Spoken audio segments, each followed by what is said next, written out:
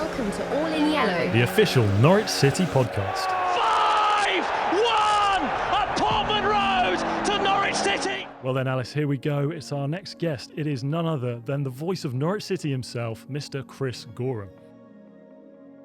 So Chris Goreham, welcome to the All in Yellow podcast. It is a pleasure having you with us today here at Carrow Road. Let's start at the very beginning. What are your earliest memories of being a Norwich fan? My goodness, it's been a long time. We're going back 30 plus years now. You don't look old enough. I know. I started young. Now, my dad and my granddad and generations before are all Norwich City fans.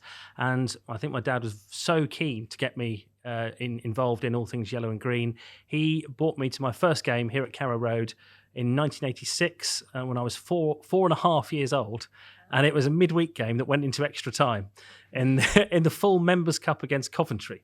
So that was one for the purists from the very start. And I think it was probably, well, if he sits through this, he'll sit through anything. Did you enjoy it? As far as I remember, I did. I'm told I enjoyed it. I'll be honest and say I can't remember anything about it whatsoever, other than I think my dad was delighted to be able to take me. And from then on, I just wanted to go and watch Norwich as often as possible. So yeah, I was indoctrinated very early in life to be a Norwich City fan. It must have gone well then. And did you want to play football as well as watch it? I wanted to, but I haven't got the necessary talent, unfortunately. I loved football growing up. I was a big Norwich fan.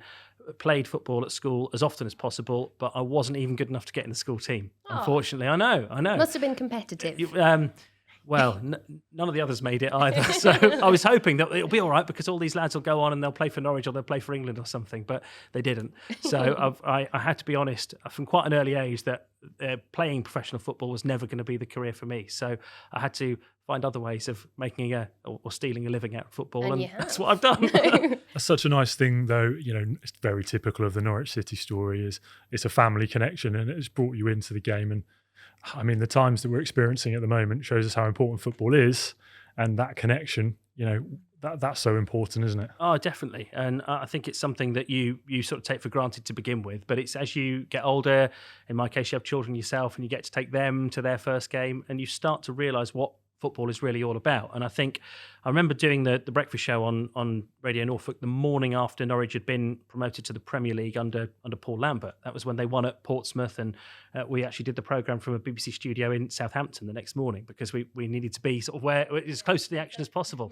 And the messages we were getting from listeners that morning, yes, they were pleased that Norwich had got promoted, but the tone of the messages was so much about, oh, I wish my dad had been here to see this, or my granddad, or those that were watching and saying, I'm just glad I got to sit and watch it with my dad or granddad or grandma, whoever it was. And I think we saw the same for the Wembley playoff final, didn't we? For a lot of people, it was the first time, not just the first time they'd seen Norwich play at Wembley, but to be able to share that with their relatives. That's what made it mean so much to so many people. We've always said it, and I think the times we're living in at the moment have underlined it, that when you're a football supporter or when you work in football, yes, what happens on the pitch is important, but it's only part of the story. It's everything that goes around it, the full match day routine that we're sadly missing at the moment. I think that's what you really appreciate if you've got into football because of your family. Yeah, we really are missing it, aren't we? It's such a shame how things are going at the minute. But what kind of made you initially want to become a commentator and get into sports journalism?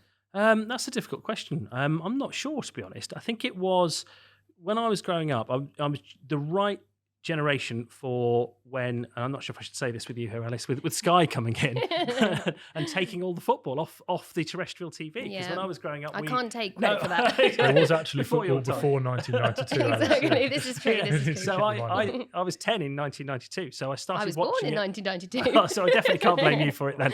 No, so I started watching what you would call old-fashioned football, where you'd get one game a week on TV if you were lucky, and I always watched it. And then top flight football sort of disappeared from my TV, unless it was Italian football, which I really got into because that's all we could watch in the mid-90s. But it meant that when you wanted to follow Norwich City in particular, or just any football in the Premier League when it first started, I tended to listen to a lot of it on the radio. So I don't know whether that's where some sort of seed was sown subconsciously that, oh, actually, there are people who get paid to talk about football. You don't even have to look that good because it's on the radio. It's the perfect job. We've got you on the camera now, Chris. So yeah, I thought maybe that's where the seed was first sown. I'm not sure, but there's no other job that I've really wanted to do growing up. I was one of those maybe quite annoying people that knew quite early what I wanted to do. and sort of set about the quickest way and the best way of getting there. And what was that way then? City College, was it? Am I right? It was, yeah. I went to City College and did a media course there, but it was alongside doing work experience at Radio Norfolk. And I think a lot of people in broadcasting start like this, where you literally turn up and offer to work for nothing. And you get to make the teas for the presenters on a Saturday afternoon.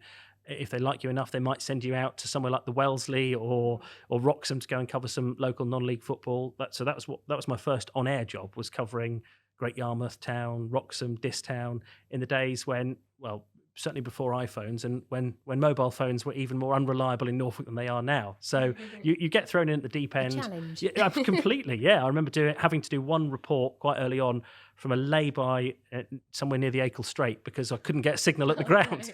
I don't know if there's ever been a less glamorous spot to do a report from. On the Acle Strait. Exactly. And that's where you start. You sort of learn that it's not very glamorous, and it's just a way of getting your report on the air somehow. And then I sort of hung around Radio Norfolk for long enough, left college and worked my way through doing various jobs at the radio station until they let me have a go at football commentary, which is what I always wanted to do. And when did that big break come, and how did it come about? I got to share a commentary with the great Roy Waller, who did the job for so many years. And and if you're a Norwich fan of our generation, you absolutely grew up listening to Roy on the radio. So I was lucky enough to work with him. The first time I had a go at commentating was in a pre-season friendly. Again, it's all glamour, when Norwich in the Brian Hamilton years played a Dutch team called Heerenveen. Very Here at glamorous. Carrow Road. I mean, yeah, that's It sounds it. it's exactly what you dream of, I isn't can't it? believe I remember the game. Well, the reason you might remember it is because there was a massive thunderstorm, and the players actually got taken off because it was only a pre-season friendly, and it didn't matter. They took the players off until the thunderstorm had cleared. But that was about 5 minutes into my first ever stint of football commentary. So my first ever stint of football commentary, I was just kind of finding my way with it, and then there was suddenly no football to commentate on. How did you feel at the time? I remember looking at Roy, who was sat next to me, and him just sitting back in his seat and looking at me and thinking, good luck with this Over one. to you, That's how you kid. earn your money. I remember that game. The water was flying up from the Yeah. drains and all sorts. It was one of those, and it was in the summer, being pre-season, so it's just one of those freak storms you get that is over as quickly as it started. And the game did resume, and I don't remember what the score was in the end, because that's the only thing I remember from it. So yeah, I think I've learned quite quickly that no matter how much preparation you do, no matter how much you do your research on the players, there's always something that you haven't prepared for at all that can knock you off course. Did you look back on it and kind of were happy that it had happened because of the experience, or was it Well, a no-go? it's turned into, I think, again, what you pick up from radio, and it's a bit like one thing that being on the radio has got in common with being a stand-up comedian is if something in your life happens that's not very glamorous, or the joke's on you, actually you don't mind too much because you think, oh, this is good on-air material, I can talk about this. Yeah, great for So the it's showreel. a bit like if we had an incident recently or a couple of seasons ago, when we got stuck in a massive queue of traffic on the Humber Bridge on the way to a game when Norwich were playing Hull. And I had to get out and walk some of the way because it looked like we're not going to get there. So my colleague Rob stayed with the car, and I got out, got all the radio equipment, and started walking over the Humber Bridge on foot. And you think this isn't a very pleasant experience, but on the plus side, when we do get on the radio, I've got a great story to tell. And it's experiences like that stay with you. I guess it goes back to what we were saying a moment ago, that the football's one side of it, but it's everything that goes alongside is as much fun to talk about when you're on radio. Well, your job sounds like the dream to a massive football fan like myself. You're just having a away day every other paid week. for it. Do you take on the triple takeaway challenge, as is customary with my group of friends on an away day? So talk me through that. Oh God. Well, I won't name the specific. We'll call them It restaurants. starts with a McDonald's. It starts with a McDonald's breakfast. It's usually a burger outside the ground, could be a hot dog, and then obviously you have to take a chicken option, a well-known chicken chain in the evening as well. Is that something you guys do? Yeah. Well, it does sound amazing, but you must have quite an exercise regime looking at you, Dan. Yeah, it's gone downhill in recent months. Yeah, well, I'm not surprised. No, this is something that since Rob and I have been doing the away games together, we realised quite early that if you're doing the miles that we do and you're having service station food, let's call it, at least every couple of weeks, it's probably not a good long-term health strategy.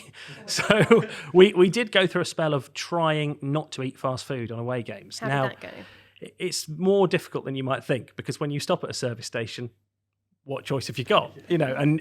We've toyed with the idea of getting one of those good pub guide books and trying to go off the beaten track a little bit and trying to find pubs that do decent food. That's a series in itself. Sounds Well, good. a bit like the trip, But the problem we found with that was following Norwich City away is already a long day.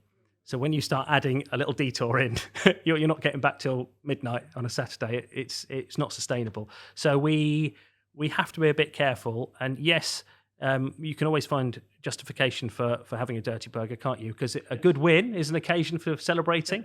And if Norwich have lost, well, you need something to cheer yourself up. So there's always justification.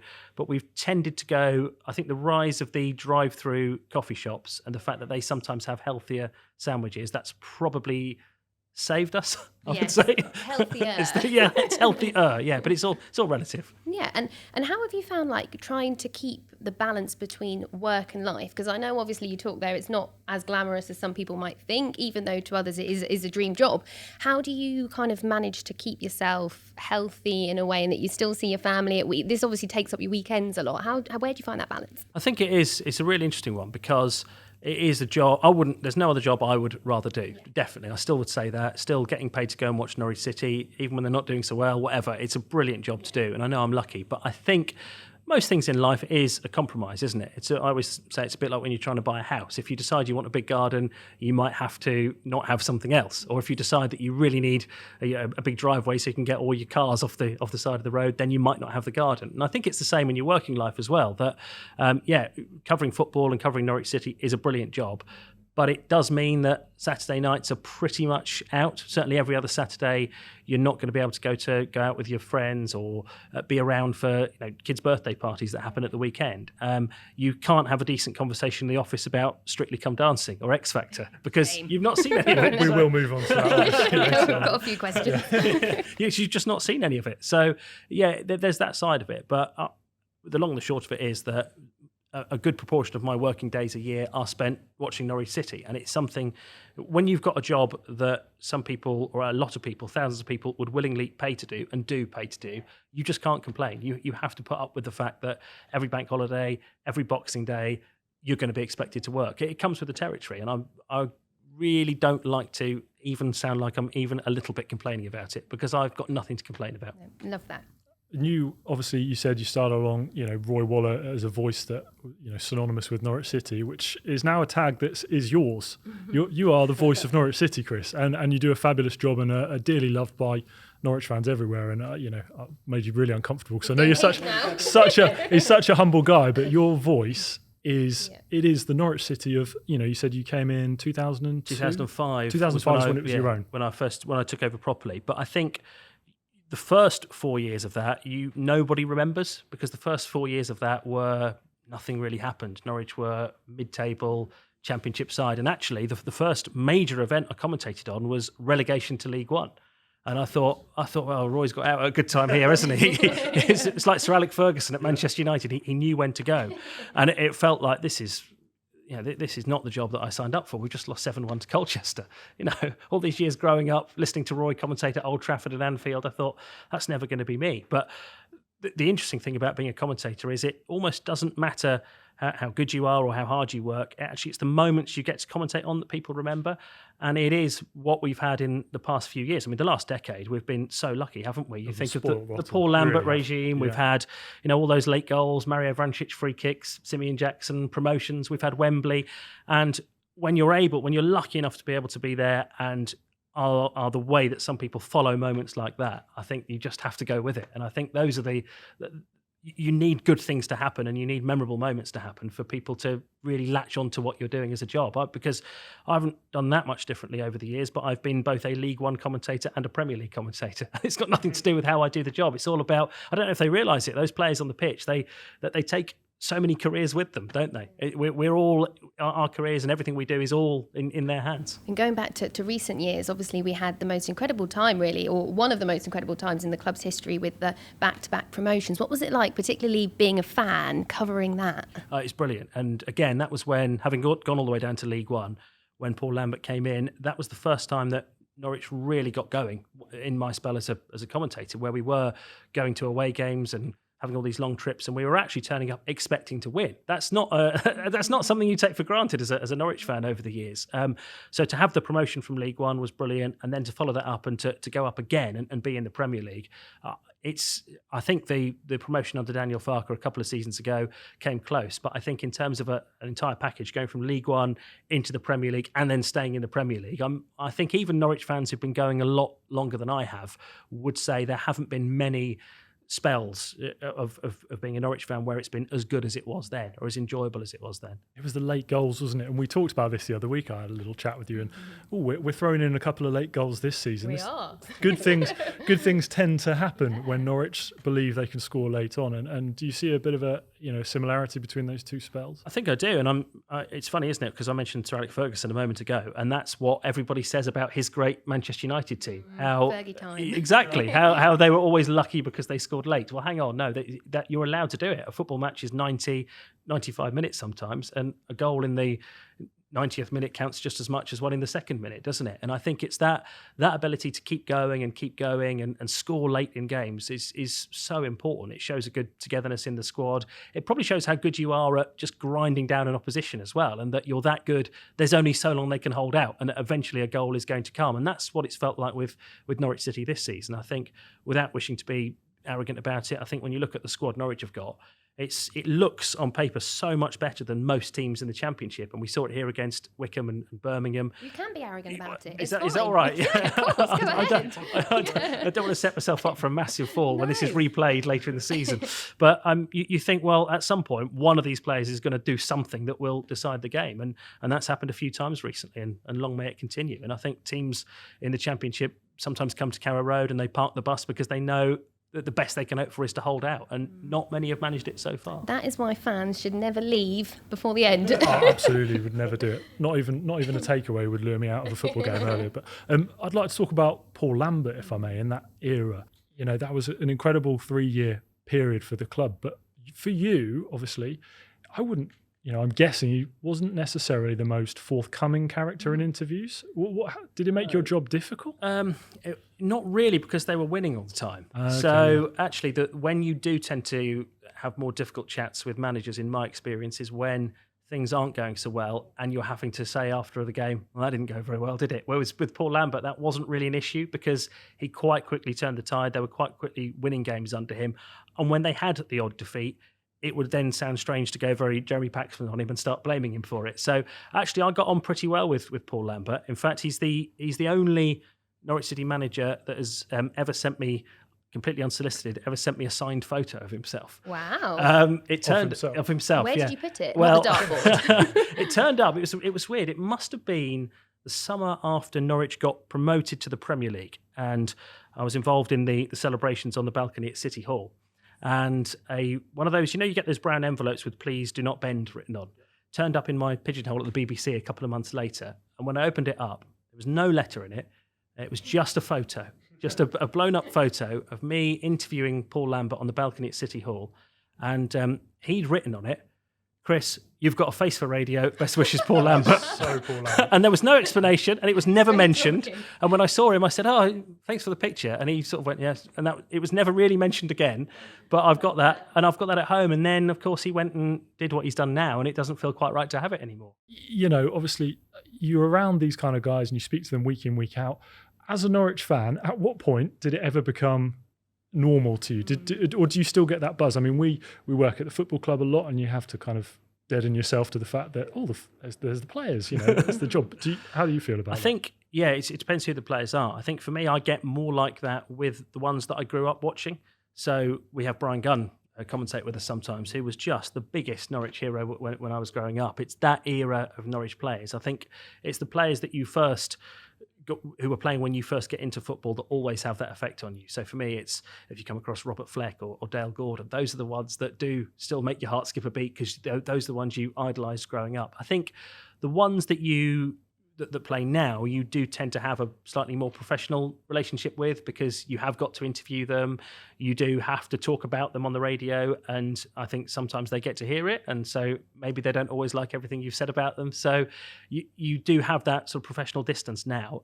That's not to say that you don't admire them and you're not excited if you see Timu Pukki out and about doing his shopping, but for me, it's the ones that your first heroes, the ones that you really get into when you're a kid. No one ever quite comes close to them, I think. Talk about the kind of professional distance, but I guess now more than ever, with the emergence of social media and the players are, tweeting all the time and on Instagram and stuff, do you feel like that has actually connected fans more to players, in that they might not be quite so starstruck if they see a player that they might have done, say, 20 years ago, because you feel like you know them more? Yeah, I think I still like to think of social media as being generally a force for good for that reason, in that there are some players, and actually Norwich have got loads of them. There are players who clearly do their own social media and do interact genuinely with supporters, and I know it must come with a lot of pressure, because goodness me, I don't know some of the stick that footballers get. I know I couldn't cope with it, but there are those that have a thick enough skin and can brush it off and can interact with Norwich fans and do it really well. There are other players who you get a sense quite quickly that maybe they're not the ones actually pressing send on their own tweets. And I think as social media has ad. Exactly, I think that's it. I think as social media has become an industry in its own right, players have used it more to their benefit, and you get agents and you get management companies more involved with it. But certainly when it first came in, I thought it a really useful tool in terms of bringing players and fans closer together. And I think it still does by and large. Do you, Chris, on your social media, I can't believe this for a second, but have you ever had anyone pipe up on social media and give you a bit of stick? Yeah, all the time. Well, it's not just social media as well. It's you get emails sometimes, because now, of course, you're connected all the time, aren't you? And the idea is, well, you should just switch off and concentrate fully on the job at hand. But you can't, because these days, when I first started, and this is going to sound like I'm talking about the black and white days now, but when I first started, you had to wait for somebody to come around with a piece of paper with the actual team sheet on for that day. Now you have to be on Twitter, because you see it on social media before anything else. So whether I feel comfortable with it or not, I don't think I could do the job that I do without being on social media. And yeah, of course you do. I don't get anything like it. I mean, the majority of what we get is really nice. But as with everybody, you get the odd person that doesn't like what you do, or who disagrees with something that you've said. And some are not backwards in coming forwards. It's not. Sometimes it can be more emails that you get that pop up while you're commentating. You see it flash up. It can be really off-putting, but it is, unfortunately, whether you like it or not, it is part of the job. And when you put yourself out there on the radio, on TV, on the football pitch, you're not going to please all the people all the time. And whereas, what's the best way of saying it? I think if there was somebody on TV or radio that I didn't particularly enjoy watching or listening to, I would just switch it off, and I could probably do that without letting them know. Not everybody has, as you will know, I'm sure. We all football get it, fans, don't we? Yeah, and obviously football fans are very passionate, and sometimes you have to, I guess, have in the back of your head that you might be saying something that they're not going to like. But does that stop you from voicing your opinion? I think if it's honest, I think you just have to go with it. If you're saying something to provoke a reaction, then I always would try not to do that, because you can then cause a few issues for yourself along the way if you can't back it up. But I think if you're saying something that you genuinely believe and you're saying it for the right reasons, and it upsets a few people or people take it the wrong way, I think it's just something you have to live with. But it's part of life for everybody now, isn't it? Being out there all the time, and if you do want a job that comes with being on TV, on the radio, not everyone's going to like what you do, and sometimes that's really hard. But you have to. Thick skin in the end. you have to. Don't I just can't imagine, like you said, a world where I've watched something I don't really like or I haven't really enjoyed, and I thought, right, I need to let that person know, because my opinion's that important that I need to. And people sort of think, if you're in the public eye or ear, or in your case, that you've got a ridiculously thick skin and you're not just a person, and you're reading that comment and thinking, mate, I've put in hours of research here. I've driven the ends of the country, and I'm doing my very best. And 99% of people think are enjoying it, and then that one is the one that will stick with you. You're right, yeah, because we get lots of nice messages as well, and by and large, we're really lucky. I think Rob would say the same thing. The messages we get about the coverage that we do is really positive. But you're right. I don't know what it is, whether it's just me or whether it's the human psyche. If you get one bit of criticism or one bad one, it does tend to stay with you. I imagine Rob, and we've had this chat before about Rob, because Rob, I think he's a fantastic bloke, and I'll embarrass him as well because he turns up at foundation sessions. And, he doesn't tell people that he's volunteering to help out with our disability sessions at the club. It's not a radio feature. He's seen, believes in that community aspect of the club and just actually wants to be a part of it behind the scenes. But he obviously has to play a bit of a character on Canary Call and be a little bit provocative. So I imagine he probably has to develop a even thicker skin because he probably gets the brunt of it. That's it. He is I think people are more forgiving during a commentary because you don't know what's going to happen, and it is live and so off the cuff. It is, yeah. Whereas you're right, when you're talking straight after the game and everyone knows what the result is, that is when passions are running at their highest. And it's a difficult job that Rob does because you are there to, yes, take the calls of all the supporters, but also during that you have to counter what the supporters are saying with what the manager thinks or what the opinion is from the club, and you have to, it's part of the BBC's job, and rightly so, to put both points of view across. This is what this fan is saying, this is what the manager says about that. And actually you've got 27,000 fans here on a match day when they can.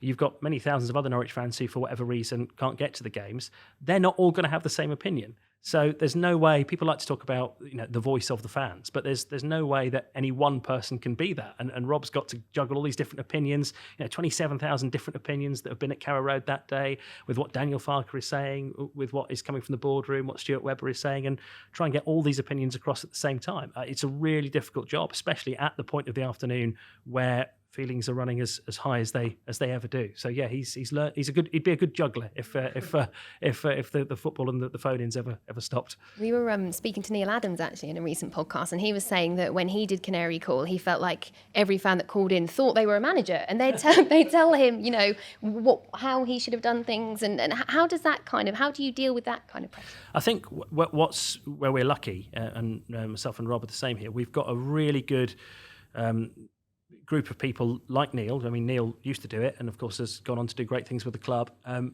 former players that we can all, if there's something we're not sure about, or if there's an opinion that we don't feel as if we're qualified to express because we've not played the game, there's always somebody near us who has done. And we've got so many great former Norwich players that you can say, look, this is my opinion on it, this is my untrained eye thinks this, what's it like in your experience? And sometimes they'll agree with you and sometimes they don't. So we're so lucky. We've got so many great former Norwich players who enjoy enough commentating that they join us for games. So who's impressed you out of that field of Norwich City players? Who comes along and you think, wow, that's really incisive? Yeah. There's so many actually. They all bring something slightly different to the party, and I think it's great. And we know Darren Eadie's just brilliant, as we know. There's a lot of work here. Yeah, absolutely regular with the NR1.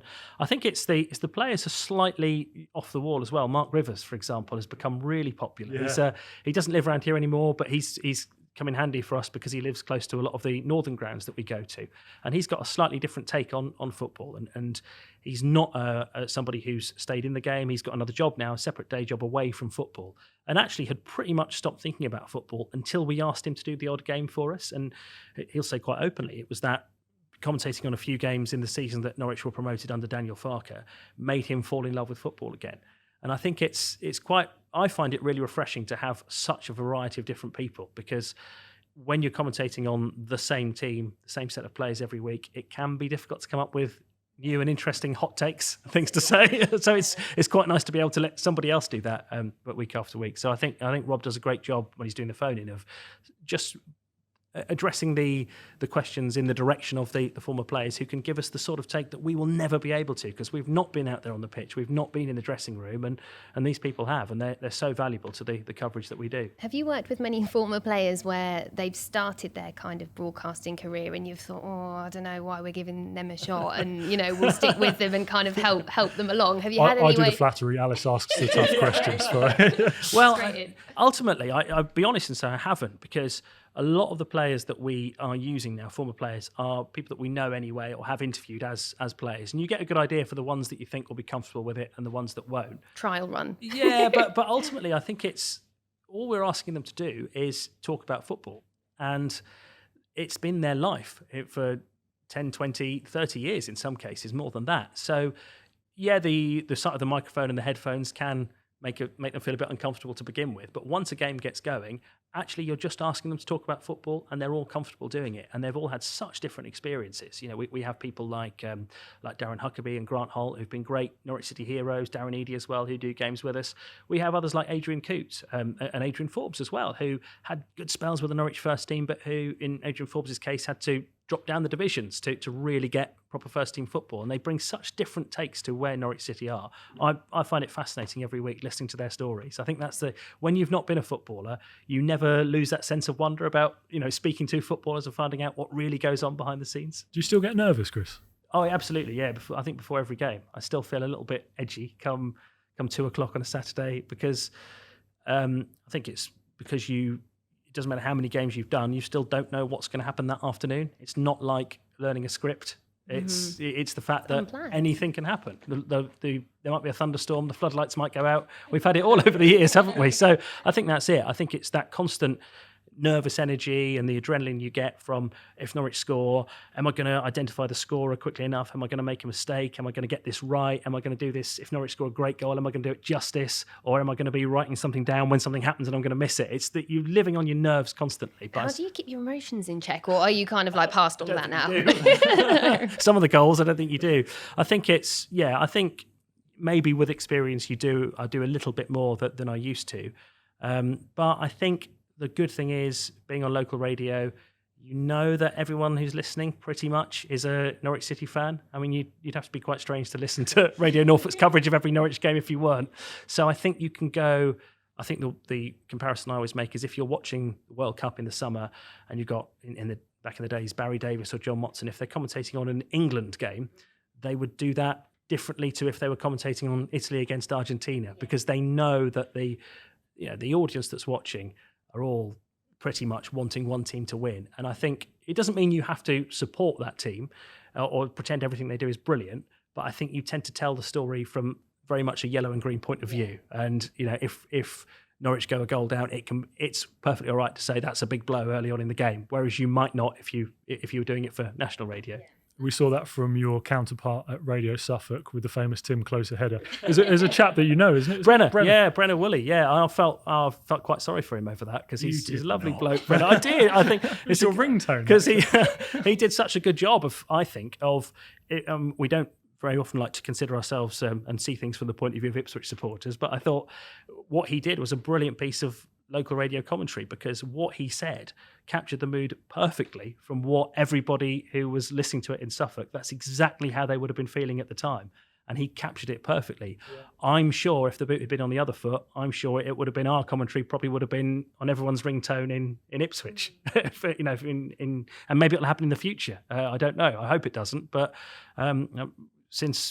Fortunately, since social media came in and all of these clips became more widely available online, we haven't actually lost to Ipswich, but it's bound to happen at some point. And I'm dreading the day that it does. But yeah, I think I felt sorry for him, because what he did was a very good job of local radio football commentary, telling the story from the point of view of the team that he's commentating on. But when you're the other team, certainly, and when you're coming to it from a different point of view and not seeing it in context, I can see why it does sound a bit strange. So when you do your iconic moments, and there have been, several that we listen to again, and most Norwich fans can do word for word. We'll talk about them in a minute. Yeah, we might do it in a minute. But in order to nail that moment, is that something that just happens organically, or have you got a few? I don't want to ruin the illusion, but have you got a few? Right, if this happens, I'm going to say this. No, line. I don't think you can, because it's so random. Football, you can't prepare for every eventuality, and I think you just don't know what's going to happen. So I certainly don't sit there and prepare, if Pukki scores, I'm going to say this, or if Vrancic scores, I'm going to say this, because I think you can end up tying yourself up in knots, and it can sound a little bit prepared. And I think the great joy of commentary is responding to the moment that's in front of you. All of the whatever piece of radio commentary it is that you've most enjoyed over the years, whether it be listening to England win the Ashes on Test Match Special. The moments that stand out are the ones that are really, really natural, and they don't always get all the detail right straight away. That's the funny thing. You strive to get the detail right, but I think you think about England winning the Cricket World Cup last year, and how that moment with the Jonathan Agnew commentary on Test Match Special has gone down in history, because it's just lots of people shouting, and that's all it is. But that captures the moment. Raw, isn't it? It is, and I think that's what you've got to try and you've got to try and keep that essence of I am genuinely giving you a reaction to what's happening, but without it becoming too shouty, so that people who are listening at home don't go, "What's happening? What's happening? You're just shouting." It's a balance. There's no better example of you nailing that than the Derby County goal. Can you remember the words that you used at that moment? No, have you ever listened to it back? Yeah, I have listened to it back. I've been forced to listen to it back a lot. And I think it's another one of those things where, as a piece of radio commentary, it's probably not very good, because when you're... Disagree. No, I think I would like to think if it happened again now, I would do it very differently. Because I think if you're listening at home and you haven't got the benefit of seeing what's in front of you, it's not clear what's happened. Chance, blocked on the line. It's going to go in. Simeon Jackson completes his hat-trick in stoppage time. There you go. It's utter chaos at Carrow Road. Yeah. You've learnt it. We've heard it a few times. Is that from Neil? Did Neil? No, that's from me just playing it. That was over and over again. Yeah, so I think there is a balance to be struck, and I think that was probably too far one way. And I'd like to think that if Norwich get promoted like that this season, it would be slightly more measured. In that sort of style. Yeah. There's I'd like to think it would be a bit more measured, but because it's losing it like that is at the time it feels perfectly natural, but I think when you come back to it years later, you just feel a bit silly when you hear it, when you're hearing it out of context. I'm so grateful for it because I wasn't there. But you felt you were, probably. I felt like I was. I wasn't there. I was playing football at the time, and I'd come back into the changing rooms and we'd stuck the radio on, just to try and to see how Norwich were finishing up. And I feel like I was there, and I don't feel like I've missed out because that piece of commentary was so good. So I'm just grateful for it. It's nice of you to say, but it's not one that's a comfortable listen. Let's put it that way. But everyone's their own worst critic, aren't they? So, fans loved it. Well, that's nice to know. It's nice to hear. But yeah, I think whenever it comes on again, and it does get played on the radio from time to time, and I'm sure it will be, no matter what happens, I'm sure it will be. But it's not one that I'm the most comfortable listening to. What are you the most comfortable listening to back? Oh, that's a good question. It's strange. It's a strange job because your head is always full of the things that you wish you'd said. It's a bit, but no one knows what you had planned to say. Again, being a football commentator is a bit like constantly having an argument with somebody, in that that feeling when, like 2 days later, you think, "Oh, I should have said that." Yeah, and that's exactly what being a football commentator is like. Because a couple of days later, or like 2 o'clock in the morning, you wake up and you think, "Oh, I've just thought of a brilliant line. It just wasn't there at the moment." Yeah. So yeah, there's a few that I don't mind listening back to, and you think, "Oh, I captured that moment perfectly." I think the second goal at Wembley was just about right in terms of the balance of it. But you just have to, in the end, learn to not think about it too much and not beat yourself up too much, because there are thousands of things you could have said, but ultimately you'll never get that moment again. You've only got what you did say. And the listeners don't know what you could have said. No, they know exactly. what you said. That's the thing. They know what's there. How different, or even maybe difficult, has it been this season being in a stadium without fans? Has that given added pressure? Because obviously, I guess the players can probably hear your commentary. They know if they're having a mare. I hope not. I've not. I'll be honest. I've struggled with it in that I haven't enjoyed football anywhere near as much as I used to since Project Restart, because of, yes, we've still got the match, and I'm lucky I still get to go into grounds and I still get to commentate on a football match, but I don't get to do any of the things that really make football fun. It's a bit like we touched on, stopping at service stations earlier and having that match day experience where you actually, before a game, you get to bump into lots of lovely fans that you speak to a lot, or other people in the press room who become good friends because you're sharing the journey along the way. And we're all sort of kept apart at the moment for obvious reasons, but it does make it all feel very soulless. And the players have still got a job to do, and I think they're a bit more used to it now, and they're doing it really well. But when Mario Vrancic gets a late winner at Carrow Road, or when Marco Stiepermann scores against Swansea with 5 minutes to go in a big game, those are moments that should come with the great stories of celebrations and the limbs in the Barclay end, and we just haven't got those this season, and I think that does detract from it. That means that it doesn't feel quite as special as it should at the moment. But surely that makes your commentary even more important, because you're the voice for the fans that aren't there and able to witness it. So if anything, that's even more important this season. I think it's probably done wonders for our listening figures, which because people can't, when Norwich are at home, there's 27,000 people who probably don't listen to the commentary because they're here and they're listening in and maybe watching it on iFollow as well. So there's that.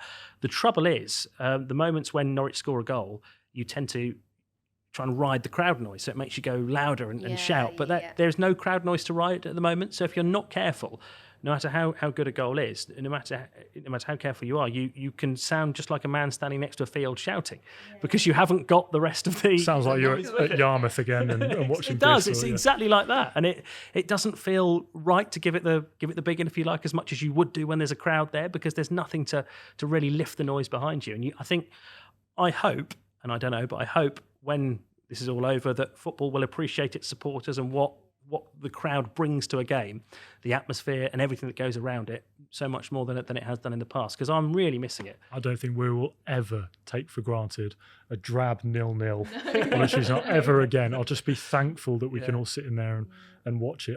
I mean, as daft as you feel doing your commentary, I'm announcing team sheets to an empty stadium. I feel like an absolute wally. Yeah, I'm trying to get all excited. So we've got goal music, haven't we? We have got goal music. So who's that for? Who is that for? That's just for me and Steve Trivett, who just love Samba de Janeiro and just want to lift the mood of anyone in sort of the local houses. And so the players can hear that, presumably. They can hear that. So and I don't know whether they usually can, but they can hear everything they certainly can hear everything you're saying over the public address, and so that's strange, isn't it? Yeah, I don't want to heap the pressure on you even more. You were saying earlier about getting detail right and checking things, but we have the TV on in the PA room.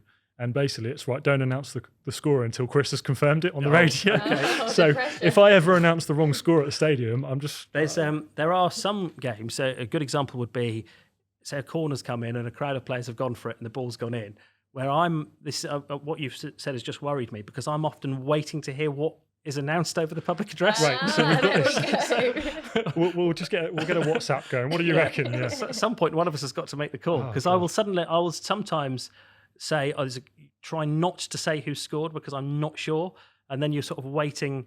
It tends to happen more at away grounds, but you tend to waiting for someone to say it over the public address. But if we're waiting for each other, no one's ever going to know who scored. We've just identified a major problem. Oh no. Obviously, last season didn't really go to plan for Norwich, but we did get a lot of compliments over the style of play. What do you make of that? That was interesting, wasn't it? How you tend to, when you go around the country, you come up against different people from different radio stations or national newspapers who've sometimes got a very different opinion on Norwich City than you've got from watching them every week. And I always find that really interesting to talk to other people, because sometimes you can just be a little bit too close to it and you want your team to win so much that you lose sight of the bigger picture sometimes. And it's always interesting talking to particularly national journalists, or we're lucky in BBC Local Radio, there's always somebody who's there to cover the other team and what they think about Norwich. You always think, oh yeah, actually, we are all right. I feel a bit better now about what you said. So yeah, that is always an interesting little conversation to be had about what people who are not as close to it all think about Norwich. Are we quite a popular second team, or has everyone got a bit of a soft spot for Norwich, or am I just biased? Yeah. I'd like to think so. Maybe they're just nice when I'm around. Okay. But yeah, most well, the thing that we get most is what a long way away it is. Everyone says that, don't they? They do, yeah. And I always think my response to that is always, well, you should try doing every away game, because they're all a long way from us. So, yeah, you do get the comment of how far away you are from everything. But I think people most people say they enjoy their trips to Carrow Road. I haven't had too many people say, I really hate going there. But I don't know whether maybe that's part of the problem. Maybe we need to be a more intimidating place to come. Well, people maybe used to like going out on Prince of Wales Road, didn't they, before things started to shut? That was part of the away day trip, wasn't it? I think Norwich, I bet it would be a brilliant away day. And, it's right in the mix of the city, and plenty to do, things to do, places to stay, and yeah, I think it would be a great away day, but obviously that's not something that we ever have to do as an away day. No, you never get the chance to experience your own ground away from home, do you? I'm making myself sound like a right football folk here. Yeah, away day, mate. Yeah, nice one. But obviously, relationships are key with the job that you do. I just want to know, how does it feel when a manager gets sacked or leaves? Obviously, you said you got on well with Paul Lambert. He then left to join Villa, and then Chris Hughton came in.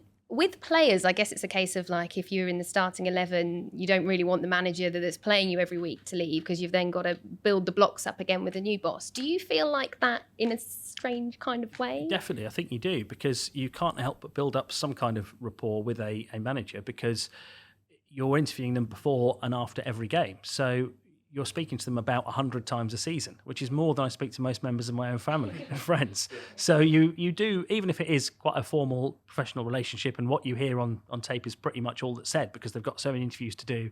It's not like you spend ages talking before and after the microphone's on and off. But I've been lucky, really. I've built up a decent rapport with most of the managers so far. I think the strangest one for me was Neil Adams. Why? Because he'd been my co-commentator for so many years. Course, yeah. And when I took over from Roy for the first 5 years of doing the job, it was Neil that I was commentating with, and I was travelling to all the away games with him, and we got to know each other really, really well.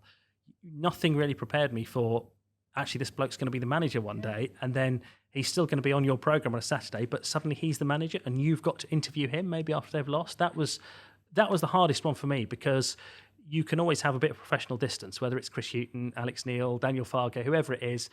There's been nothing there beforehand, but with Neil Adams there was, and there still is. And that was... Did that help? Well, it did in a way, because you knew he understood that he was going to have to speak to the radio station after every game, win or lose. But when they did lose a game, you didn't want to go for him in the way that you might do other managers, because you know everyone, the listeners as well, Radio Norfolk listeners knew the history, and to suddenly be falling out with him after Norwich had lost a game just wouldn't have sounded right. So it was great in terms of having a professional relationship, because he knew what was expected. He got it more than any other manager ever will, what we wanted and why it was important to hear from the manager after every game.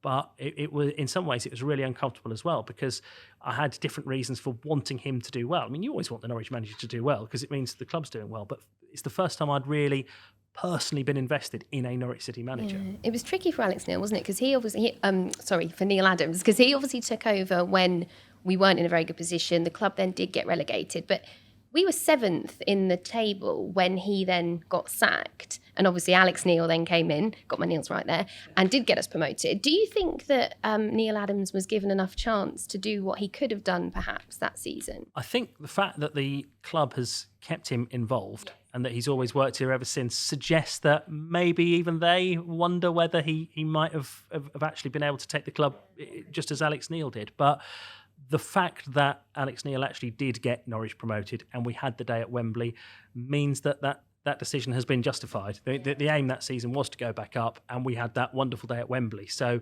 it's probably not a decision that's come under the scrutiny that it would have done if Alex Neil had not done a good job and Norwich had gone down. But I felt so sorry for Neil Adams, because I knew how hard he'd worked to get there, and I knew that in going back to the League One days, we'd be away at Carlisle on a Saturday or Yeovil. And one of the reasons for needing to get back after the game was that I knew he needed to be up on Sunday morning coaching in the academy.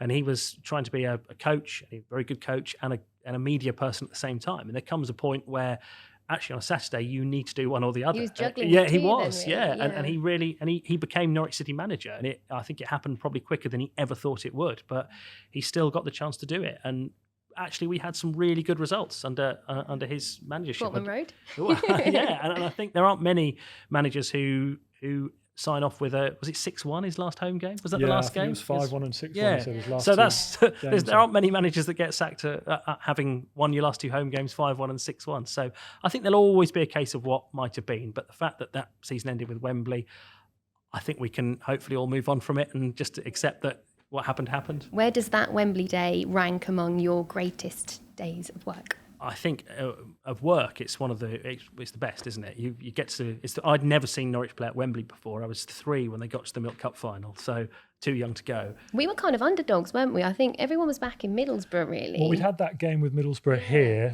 really frustrating one, where I don't want to say they employed some underhand tactics, but it was the angriest I've ever been, I think, at a football match. You know, Patrick Bamford and their goalkeeper were all over the place, and yeah, I think you're right. We were second favourites going into that. Yeah, it felt like that, didn't it? And then suddenly, it was brilliant, wasn't it? It was our day. It was, and I think because we'd been through it at Cardiff and the playoff final defeat on penalties a few years before, I don't think many enjoyed that day until it had finished or until the final whistle had gone, because we knew what it would feel like to lose. And maybe actually being at Wembley, I probably didn't take it in as much as I should have done at the time, because you were worried that this could all go very wrong today, and we're going to have to try and find the right way to go up, isn't it? Absolutely right. Yeah. So to be there and to, again, very fortunate position, because commentating sort of on the halfway line, it meant that we could turn and we could see that that huge yellow and green army in all its glory, that when you're in amongst it, you don't get to see it.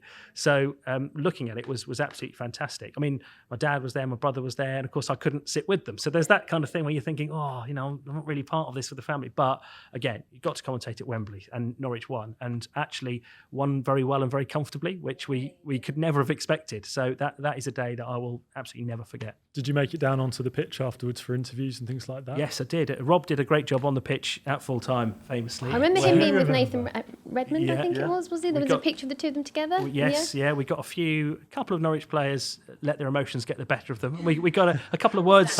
A couple of words went out on BBC Radio Norfolk on an afternoon, a bank holiday Monday afternoon, that you wouldn't usually hear, I'd like to think. But I think everyone accepted it because it meant so much. And yeah, after that, it's interesting how much of a free for all it can be when you go down and do the interviews, and everyone's so happy that they want to get involved. I don't know if I should admit this, but one of the banners they held up that said promote, I can't remember what it says on it now, but it's about promotion. They get those banners at the end. Yeah. One of them I found on the side of the pitch after we've done all the interviews.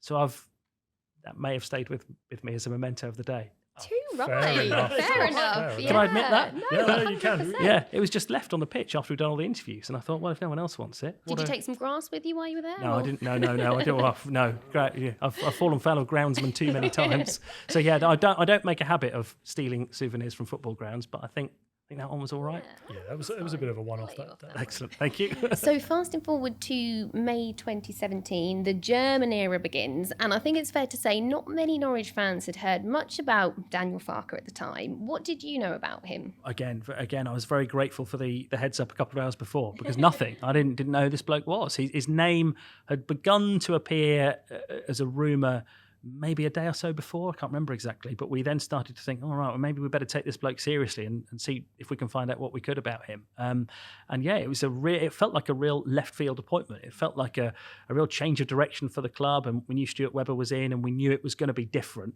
but I don't think any of us had prepared for quite how different it was going to be. And then the succession of players that came in that summer, players like Mario Vrancic, Marco Stiepermann, Christoph Zimmermann, and usually as a football commentator who by then had done 10 years commentating on up and down the football leagues, I kind of felt like, I've got a good sense of who these footballers are. I know a thing or two about football. I can, if someone wants some advice on playing Championship Manager on the computer, Football Manager, I know a few players.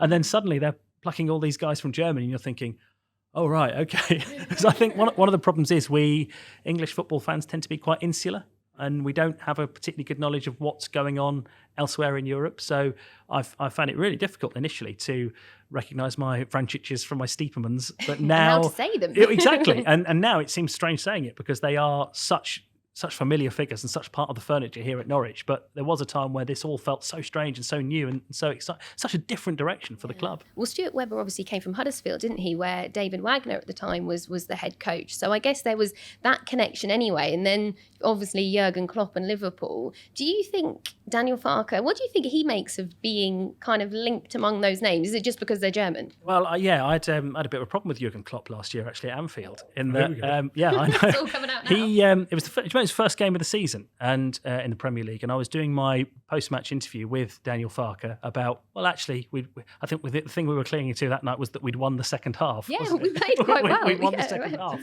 despite being 4-0 down at half-time.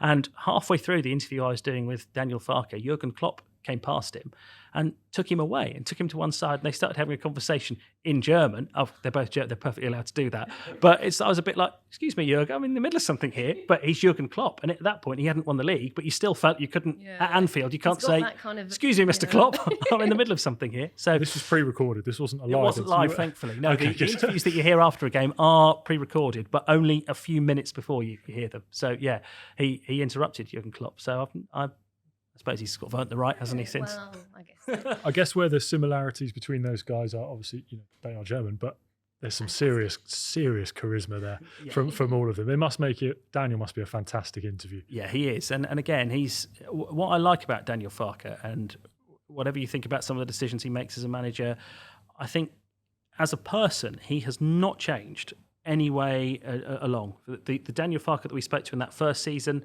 where people were starting to be a little bit unconvinced, and Norwich had only finished 14th in the Championship, and it felt a bit underwhelming at times. The next season, he took some of the same set of players to the top of the Championship. And with some managers, you could imagine they would use that as an opportunity to get a little bit big for their boots and start talking down to you and saying, see, I knew you all doubted me. But he didn't. He was exactly the same Daniel Farke there, same when he was winning the Championship, same when they were struggling in the Premier League, and the same now. The way he talks to us and the way he conducts himself, he seems such a consistent person. And I don't know how he does it in the ups and downs of football, because not many others do, and I think that says a lot for him, that he manages to stay fairly on a level and fairly consistent. Have you ever had a manager who hasn't treated you well, or just you're an annoyance, an obligation after the game? I think, let's be honest, I think that's what we are to most managers, because but you should be, I guess, because you've got to put them on the spot. Yeah, well, yeah, that's it. I think they've got so much to think about. Probably the last thing they want to do, particularly when they've lost a game, is go and talk about it loads of times to somebody who's never played the game and is just going to question what they were doing. So,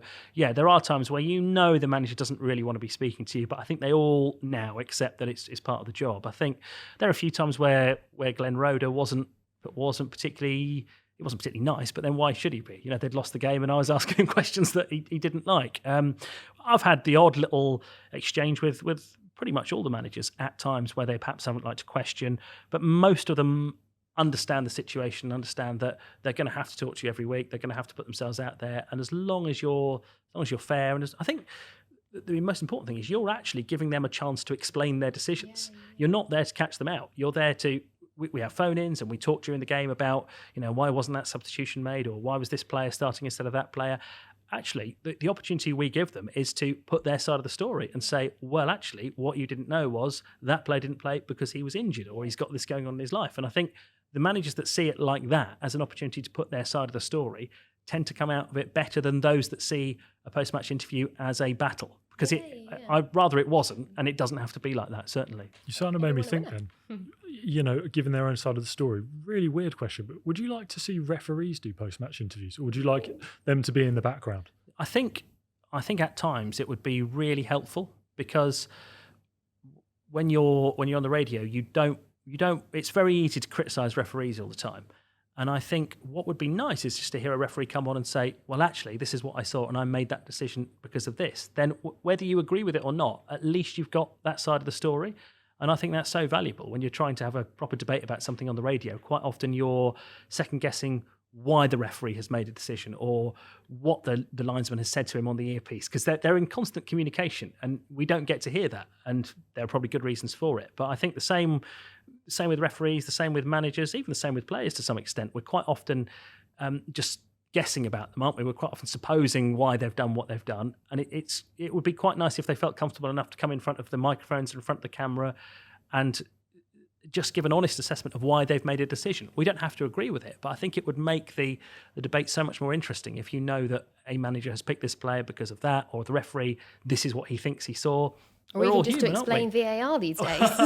That's one good thing about not being in the Premier League, isn't it? VAR. Yeah, exactly. Wonderful. Because again, it's my voice that has to tell people that no, Norwich haven't got a penalty. But you loved that, didn't you? I really hated it. So what was that like? That was the Manchester United game, wasn't it, in the Premier League, where they got 2 penalties from VAR, and you were the one bringing the bad news all the time. I was the one bringing the bad news, and it was really daft because there's a set of protocol that you have to do. You have to say VAR is checking for a penalty, and you have to announce the decision as well.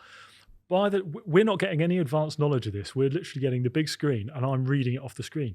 So 3/4 of the ground know what's happening and don't need me to announce it. I'm basically announcing it for the Upper Barclay. Marcus Rashford's got a ball under his arm and he's put it down on the penalty spot and he's taken 3 steps back before it comes up on the screen. VAR, it's a penalty. And I'm getting it in my head, Dan, you really have to announce this. I'm like, everyone can see it's a penalty. just to clarify, VAR has awarded a penalty.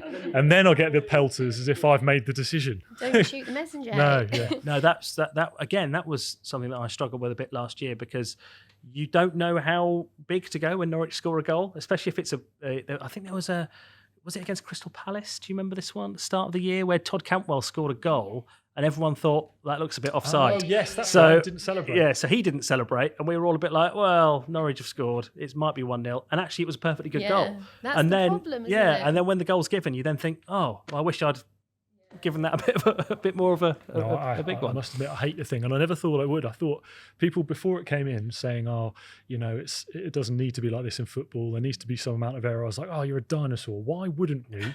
Why wouldn't we have this foolproof system that takes that away, these multi-million-pound errors away?" And as soon as I saw it in the flesh, I was like, "This is the worst thing that's ever happened to football." It was a real struggle, wasn't it, at times last year? And I think, again, we've probably only got ourselves to blame for it because we've spent so long criticising referees, and there is this rivalry has been allowed to build up between referees and everybody else, that in the end, something that would help the referees was always going to come in. And maybe the referees, while I don't agree with all the criticism they get, maybe they could have met halfway and could have been a bit more open and explained their decisions a bit more over the years. Maybe that would have helped to see things from a referee's point of view. But again, that's another job in football that I wouldn't want to do, be a referee. And we're still adapting to it as well, because it's still relatively new. I just want to turn attention to that title-winning campaign. Obviously, Daniel Farke, his first season in charge, you touched on it earlier, we finished 14th in the table, and that was with some very good players. James Maddison was scoring free kicks for fun that season. We had Angus Gunn on loan from Manchester City. Obviously, at the end of the season, Wes Hoolahan then left. So we had some notable departures, but then to go on the following season and get promoted as champions, when was it that you saw the kind of shimmers of greatness that was to come, if that makes sense? I think, that's an interesting one, because you're right, that summer, I don't mind saying now, you just didn't see it coming, because Norwich had finished 14th and then sold James Maddison, and then you knew the first choice keeper wasn't coming back, and Wes Hoolahan had left, and I think Josh Murphy left, and Nelson Oller, the top three scorers all left, and you thought, I couldn't get past the thought. I was thinking, hang on, if this was any other championship club, if this was Brentford or Rotherham, and I saw them finish 14th and then lose four of their best players, I'd be thinking, I'd be worried about them next season. And I was really concerned when that season started. And again, it was players like Timu Pukki coming in, who you knew a bit about, but was a bit of an unknown. And it didn't start particularly brilliantly, did it? It was a while before Norwich got going. But when they did get going, my goodness, I think it was, again, we come back to late goals, and I think it was the home wins over Millwall and Bolton, where they scored two really late goals at Carrow Road, and the celebrations that went with it. You start to get a sense that something special's happening. And I think it was then after Christmas when they went and beat Leeds so comprehensively away from home. That was when you thought, well, this is it now. This is written in the stars. And that was a great night as well. Do you think it's the best football we've played since you've watched? I think definitely to commentate on. I think one of the problems I had that season, and I talked about earlier on, when you're commentating, you worry about doing goals justice.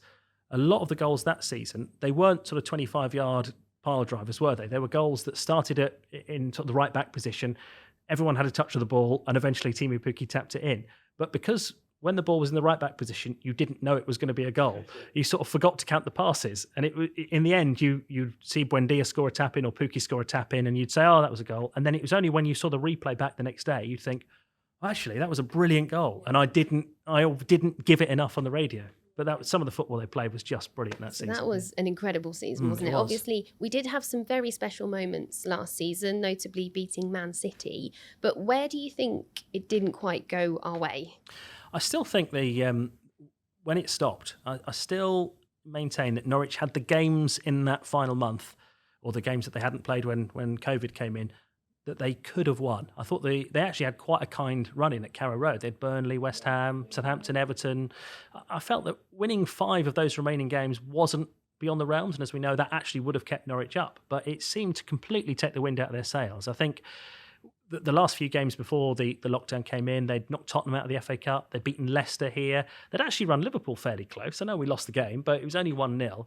I think Grant Hanley played really well in the 3 games I've just mentioned, and then, of course, was injured when football came back. Didn't we? And that was a big thing. And I think they just lost any sort of momentum, and it was a bit like starting again. And as we've known, in Daniel Farke's seasons in charge, they've tended to be slow starters in seasons. So having to start again at that point, and then the momentum just went against them very quickly, and there was no pulling it back. But you're right. I'm glad you mentioned the Man City game, because we shouldn't ever forget that. I remember doing some interviews with fans who were putting the flags out in the Barclay before the game, and Norwich had big injury problems before that game. And I remember the general consensus was, look, if this is 6-0, we'll actually be quite happy, because at least it won't be as bad as the Ipswich 9-0 from all those years ago, and we know what could happen today. And they were the reigning champions at the time. And to win the game was just extraordinary. And I think we said at the time, it's one of, in terms of a one-off result, I don't know that Norwich have, in the circumstances, I don't know that Norwich have ever had a better one. And I would stand by that. The context of that. I remember the day before, like, you need to watch the press conference and watch this injury news come out.